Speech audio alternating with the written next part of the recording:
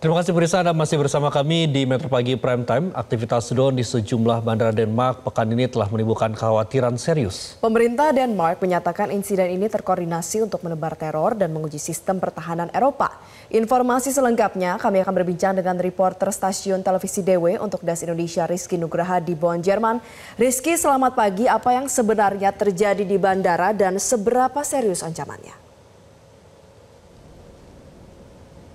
Ya, setelah insiden tersebut, pemerintah Denmark giat memperkuat pertahanannya di wilayah timur. Selain itu, mereka juga menggodok sebuah legislasi baru yang memungkinkan aparat keamanan untuk menembak jatuh drone di lokasi.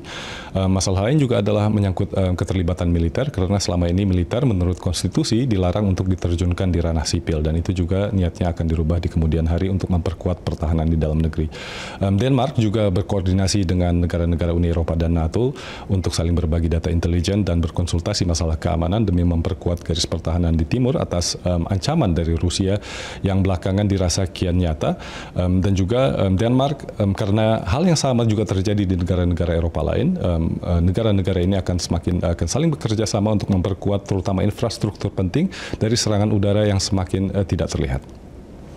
Rizky, kemudian apakah pejabat Denmark telah menyatakan siapa yang mereka yakini berada di balik gangguan ini? Ya, sejauh ini belum ada satupun yang mengaku bertanggung jawab atas insiden di Denmark, tapi beberapa pihak di pemerintahan Denmark sendiri mengindikasikan bahwa Rusia adalah yang kemungkinan bertanggung jawab atas insiden tersebut. Menteri Pertahanan Denmark, Troels Lund Poulsen, mengatakan atau menggunakan istilah serangan hibrida untuk menggambarkan insiden yang terjadi di Denmark. Apa yang dia maksud bukan perang terbuka, melainkan serangan yang dirancang untuk mengguncang atau meneror negara target. Nah, sebab itu pula, dan karena insiden-insiden yang terjadi adalah berkaitan atau diindikasikan berkaitan satu sama lain karena terjadi dalam rentang 24 jam satu sama lain. Sebab itulah Menteri Pertahanan Denmark, Troels Lund Poulsen, mengatakan bahwa serangan-serangan ini adalah serangan yang terkoordinasi. Lalu apa langkah selanjutnya akan dilakukan oleh pihak Uni Eropa? Ya, belum lama ini drone-drone tak dikenal kedapatan melanggar wilayah udara Denmark dan tepatnya melintasi di dekat 4 bandar udara, salah satunya adalah pangkalan militer. Insiden ini terjadi atau menyusul insiden serupa sebelumnya di Bandara Udara Copenhagen, di mana dengan adanya masuknya drone tak dikenal itu menutup kegiatan operasional bandara selama beberapa jam. Yang menarik atau yang mengkhawatirkan dari insiden ini adalah bukan keberadaan drone-drone itu sendiri, melainkan tingkat koordinasinya yang dipercaya sangat tinggi. Karena drone-drone ini terbang antara lain itu dekat dengan infrastruktur penting, antara lain adalah sebuah pangkalan udara yang menampung jet tempur generasi kelima milik Denmark, yaitu F-35 yang sangat rahasia.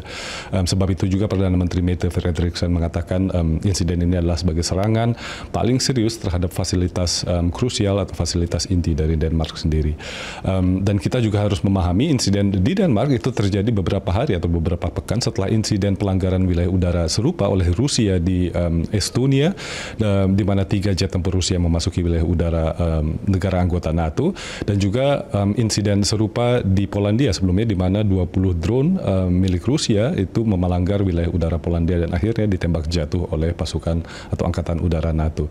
Jadi memang ada kekhawatiran besar di Eropa bahwa pertahanan udaranya sedang sangat diuji. Baik, terima kasih Rizky Nugraha melaporkan dari Bonn, Jerman. Selamat kembali bertugas. Jelajahi cara baru mendapatkan informasi. Download Metro TV Extend sekarang.